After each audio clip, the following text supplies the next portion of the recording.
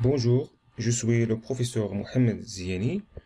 Dans cette vidéo, on va voir un exercice sur la matrice d'une application linéaire. On va voir comment déterminer la matrice d'une application linéaire dans une base donnée et ensuite utiliser le théorème de changement de base pour déterminer une matrice de cette application linéaire dans une autre base.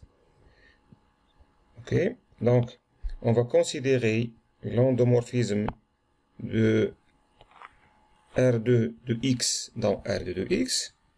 Donc, notez bien que R2 de x, c'est l'espace vectoriel des polynômes de degré inférieur ou égal à 2.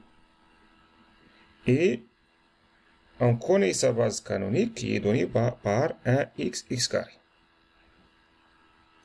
Dans la première question, on va essayer de trouver la matrice de f dans la base canonique de R2 de x. Donc, comment il s'écrit cette matrice? Donc, c'est par exemple, donc, la matrice de f dans la base B. Autrement dit, en fait, c'est la matrice de f de B dans B. Donc, il s'agit d'exprimer les images de B dans B. Donc, les images de vecteur de la base B dans B. Donc, on va prendre ici C1, X, X carré. Donc, on prend les images.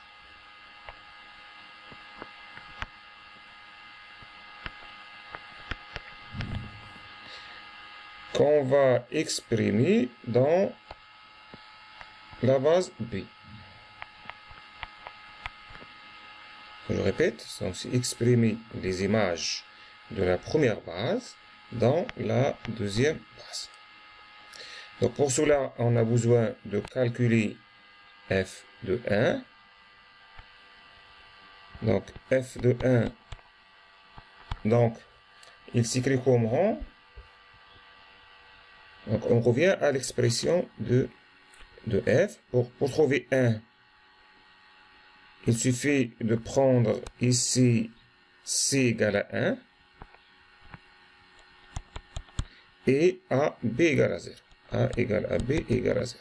Donc ça va nous donner automatiquement c'est 0x carré moins 1. Il faut exprimer cette image dans la base 1x, x carré.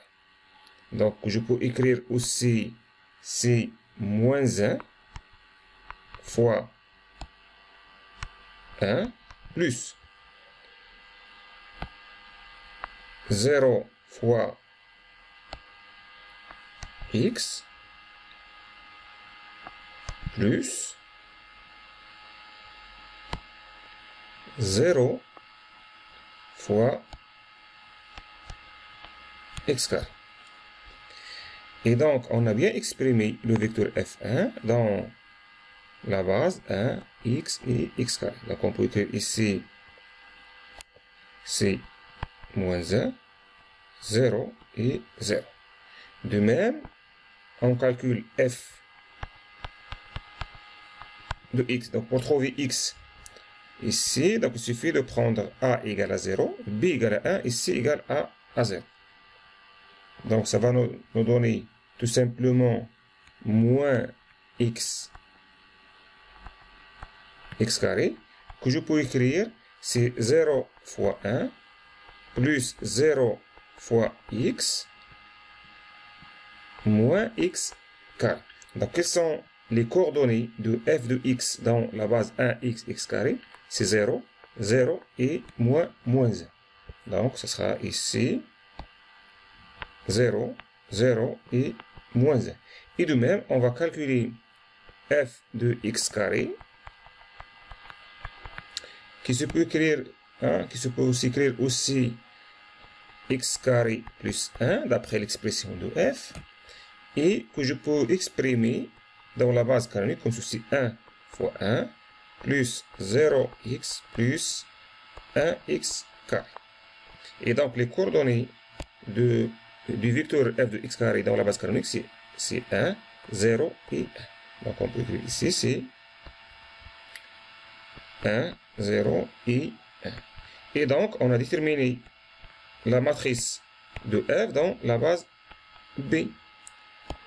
Donc la base, dans la première colonne, c'est l'image de f de 1, qu'on a exprimé dans la base canonique 1x carré. Dans la colonne 2, on a exprimé les coordonnées de f de x dans la base canonique, qui est notre base B. Et dans la troisième colonne, on a exprimé les coordonnées de f de x carré dans la base canonique. Maintenant, on va déduire le rang de f. On sait bien que, d'après le cours, que le rang de f, c'est le rang de A. Parce que A, c'est la matrice de f dans une base quelconque, qui est en particulier ici la base canonique, dans R2 de x. Maintenant, on revient à la matrice A. On remarque qu'on a ici une ligne nulle toute entière. Donc, automatiquement, on peut dire que le déterminant de A égale à 0. Ceci implique que A n'est pas inversible.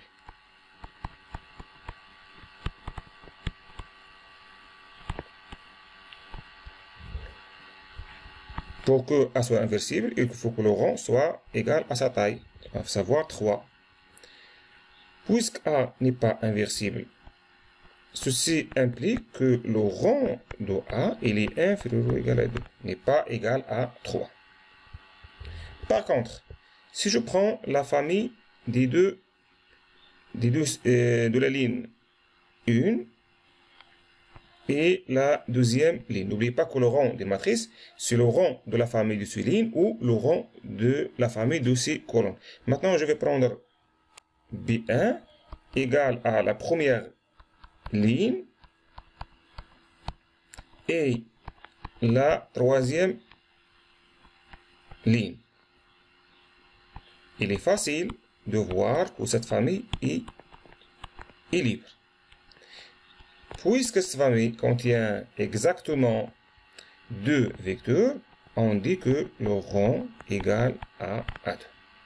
Et donc, je reviens ici pour dire que le rang de f, c'est le rang de A égale à 2. En effet, le rang de A n'est pas égal à 3 parce que la matrice A n'est pas inversible et la famille constituée par la première ligne et la troisième ligne constitue une famille libre. Et donc, le rang de A sera égal à 2. Maintenant, on va déterminer la dimension du noyau. Pour cela, on va utiliser le théorème du rang. Et donc, je rappelle ici, si vous avez f défini de E vers f linéaire, alors le rang de f plus la dimension de quart de f égale à la dimension de l'espace de départ. D'après le théorème de rang, on aura quoi? On aura le rang de f plus la dimension de quart de f égale à la dimension de R2 de x. Pourquoi? Parce que f est un endomorphisme de R2 de x. Et donc l'espace de départ, c'est exactement R2 de x. Et la dimension de R2 de x est égale à 3. En général, la dimension de Rn de x égale à n plus 1. On sait que le rang de f est égal à 2 et la dimension de R2 de x égale à 3. Et donc, ceci implique tout simplement que la dimension de quart de f est égale à 3 moins 2 est égal à 1. On a terminé la première question. On passe maintenant à la deuxième question. Dans la deuxième question, on demande de démontrer que C qui est donnée par cette famille est une base de R2 de X. Ça, c'est facile à faire. Tout simplement parce que on connaît le cardinal de C. Le cardinal de C égale à 3. Et ça, c'est exactement la dimension de R2 de X. Et il est facile de vérifier que la famille de C, la famille C est libre. Avec ces deux hypothèses, on a automatiquement que C est une base de R2 de X. Maintenant, on va déterminer dans notre troisième question la matrice de passage de B à C. Donc, ça veut dire de la base canonique B à la base C. Ceci est facile à déterminer. Donc, c'est quoi la matrice? C'est la question 3 d'ailleurs. La matrice de passage de B vers C est déterminée en exprimant la deuxième base dans la première base. Donc, pour cela, on va exprimer la base C qui est 1 ici, 1 plus x et 1 plus x carré, que je vais exprimer dans 1, x et x carré. On va exprimer la base C dans la base B. Donc, quelles sont les coordonnées de 1 dans 1x, x carré? Donc, 1 peut s'écrire sous la forme 1 fois 1 plus 0 fois x plus 0 fois x carré. Donc là, vous aurez ici 1, 0 et 0. 1 plus x, donc c'est 1, 1 et 0.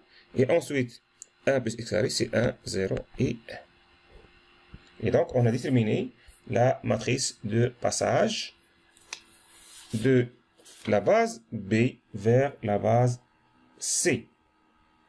Ensuite, on demande de calculer l'inverse de P. Donc là, ici, je vais donner juste la méthode. Donc, soit vous utilisez Gauss-Jordan. Donc, vous avez deux méthodes. Soit Gauss-Jordan ou vous utilisez la méthode des comatrices. À savoir, c'est que P moins 1, c'est 1 sur déterminant de P fois la comatrice de P transposée. Je rappelle ici que toute matrice de passage est inversible. Et l'inverse, c'est le passage inverse. Donc, vous avez en fait trois méthodes. Soit vous utilisez Gauss-Jordan, soit des comatrices, ou tout simplement P-1, c'est le passage de C vers B. Moi, j'ai utilisé en fait la méthode de Gauss-Jordan et j'ai trouvé que P-1 égale à 1, 0, 0, moins 1, 1 et 0, et moins 1, 0, 1. Vous pouvez facilement vérifier que cette inverse est correcte en multipliant P moins 1 fois P, et vous allez trouver ici R3. Très bien. Dans la quatrième question, on vous demande de déterminer quelle est la matrice de F dans C. Autrement dit, c'est la matrice de F de C dans C. Ici, vous avez deux méthodes. Soit vous exprimez les images de C dans C, ou utilisez la formule de changement de base. Donc, qu'est-ce qu'il dit la formule de changement de base? Puisque dans la matrice, on connaît la matrice de F dans B, et on connaît la matrice de passage de B à C, on est capable de déterminer la matrice de F dans C. Quelle est la formule entre ces deux matrices? il est donné par la matrice de F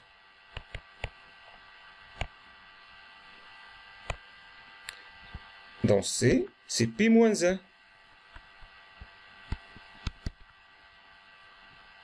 fois la matrice de F dans B fois P. Ce qui est égal à, c'est quoi P moins 1? On connaît son expression, c'est 1, 0, 0, moins 1, 1, 0, moins 1, 0, 1, multiplié par la matrice de F dans B, on l'avait déjà calculé, c'est exactement moins 1, 0, 0, 0, 0, 1. D'ailleurs, c'est moins 1 et 1, 0, 1 que je multiplie par 1, 0, 0, 1, 1, 0, 1, 0 et 1. Donc ici, vous avez le produit de trois matrices. Vous pouvez par exemple calculer le produit des deux premières matrices et ensuite le multiplier par la troisième, mais en respectant toujours l'ordre, hein, parce que la multiplication des matrices n'est pas commutative. Et donc, si vous faites les calculs, donc vous allez trouver ici moins 1, 0, 0, 0, 0, moins 1, et moins 1, 0 et 1. C'est ça la matrice de F dans la base C. Ça signifie quoi? Tout simplement, on a calculé les images de C en fait.